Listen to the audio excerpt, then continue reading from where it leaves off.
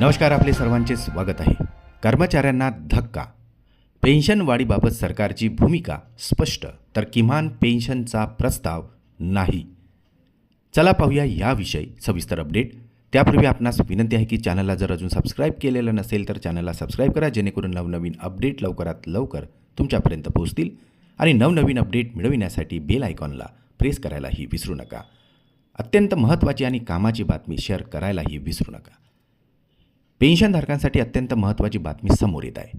सध्या चर्चेत असलेल्या किमान वेतन पेन्शनवाढीबाबत सरकारने आपली भूमिका स्पष्ट करत सध्या किमान मासिक पेन्शन वाढवण्याचा कोणताही प्रस्ताव नसल्याचे स्पष्ट केले आहे.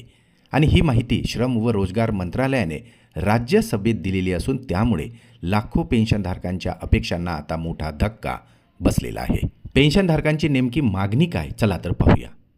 गेल्या अनेक दिवसापासून पेन्शनधारकांकडून किमान पेन्शन वाढवण्याची जोरदार मागणी केली जात आहे. वाढती महागाई, आरोग्यावरील खर्च लक्षात घेता मिळणारी मासिक पेन्शन अपुरी असल्याचे पेन्शनधारकांचे म्हणणे आहे. पेन्शनधारकांच्या मागणीवर राज्यसभेत थेट प्रश्न उपस्थित. महाराष्ट्रासह देशातील विविध भागातून ही मागणी सातत्याने सरकारकडे मांडली जात आहे आणि याच पार्श्वभूमीवर राज्यसभेत सरकारकडे थेट प्रश्न उपस्थित केला गेला. महाराष्ट्रातील EPS 95 पेन्शनधारक किमान पेन्शन 7,500 रुपये वाढवण्याची मागणी करत असल्याचे सभागृहात नमूद केले. सध्याच्या महागाईच्या काळात किमान पेन्शन सुधारण्यासाठी सरकारकडे काही ठोस वेळापत्रक आहे का, असाही सवालही त्यांना उपस्थित केलेला आहे. मग सरकारचे काय उत्तर आले, चला तर पाहूया.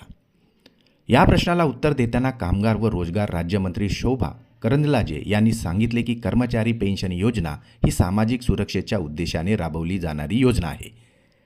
योजनेचा निधी 2 प्रमुख स्रोतमधून तयार होतो, ज्यामध्ये नियोक्ताकडून कर्मचाऱ्यांच्या वेतनाच्या 8.33% योगदान तर सरकारकडून 15,000 रुपयांच्या वेतनावर 1.16% योगदान दिले जाते.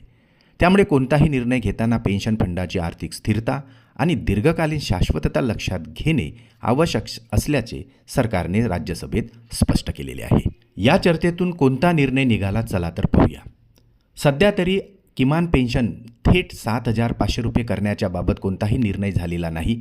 मात्र पेन्शनधारकांच्या मागणीकडे सरकारचे लक्ष असून याबाबत चर्चा सुरू असल्याचे संकेत मात्र राज्यसभेत झालेल्या चर्चेतून मिळालेले आहे.